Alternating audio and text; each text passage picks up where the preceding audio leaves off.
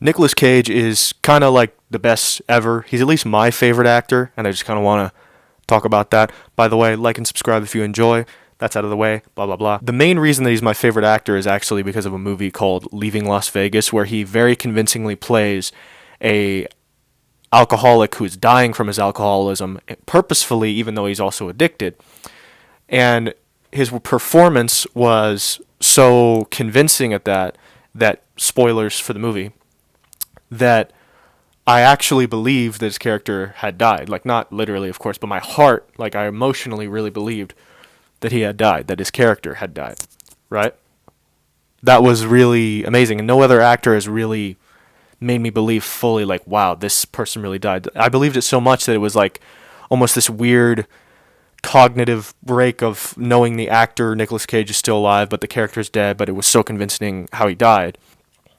And that movie's actually like pretty conventional story-wise, but the performances of the two leads, the lady whose name I don't remember and Nicolas Cage, they're so well done and so convincing that it really elevates that movie that would otherwise have been just a pretty standard good movie. But the acting is so good in that, and there's a reason why Nicolas Cage won that Oscar, is because he's actually really amazing in it. And he's actually a very talented actor. He just likes to have fun, and some people might say he's a little pretentious. I think he's just an interesting guy. But there are other movies that he did that I really liked, like he was in Butcher's Crossing recently, which is a movie that not a lot of people have seen, but it's about the mass hunting of buffalo during the 1800s in America. And he plays a buffalo hunter who he's crazy, but not in the usual way. It's not like the over-the-top crazy Nicolas Cage, where it's like the longer he's out in the wilderness with these like three other guys, I think, the more his face starts to look like a little crazy and like animalistic, and he's just like, but not crazy in an over-the-top way, in like a believable way, and like this guy is hysterical, or this guy has mania, there's something wrong up here. And that's kind of how it felt, where he was, and it was from like his greed of wanting to get more and more and more buffalo, and that's just talking about the American side of buffalo. I mean, I know like Native Americans also hunted buffalo in mass before we arrived there, but we also did it, which wasn't good either, because the buffalo population has never really recovered from that. But again, Native Americans did the same thing, just without guns. I'm not an expert on anything so I could be wrong, but as far as I know, that's true. Because I don't prepare for these videos. I just like to talk really fast. But yeah, I like that movie a lot, and he was really good in the movie Joe too, where has this kid who's working for him, and his dad's abusive and stuff like that, and he gets a good friendship with his kid, and he's a lot more held back in that movie, but he's also good in that movie.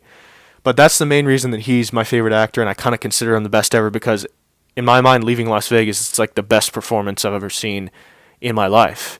It was just absolutely amazing. And like someone like Mel Gibson is kind of like Nicolas Cage if Nicolas Cage was more like did more consistently good movies or something, and instead of like doing movies to get cash so he can pay off the IRS or whatever.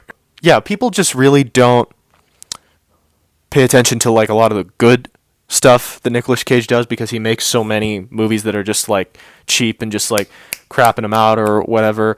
But when he's good, he's really, really good. And he always commits to what he does. And he always, like, oh, now I remember. The only movie of his that I don't like is a movie called Willy's Wonderland, which is basically like an homage to Five Nights at Freddy's. And his character doesn't speak at all in that. And I found it rather boring because of that, because they didn't do any type of character development to make us interested in his character enough to enjoy a character who doesn't speak. And they never provide a reason for why he doesn't speak, so it ends up being a very boring, uninteresting movie.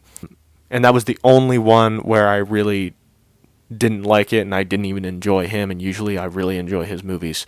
But yeah, he's fantastic. He's one of my favorites. But yeah, I just kind of wanted to talk about that real quick. Like and subscribe if you enjoy, and have a good day.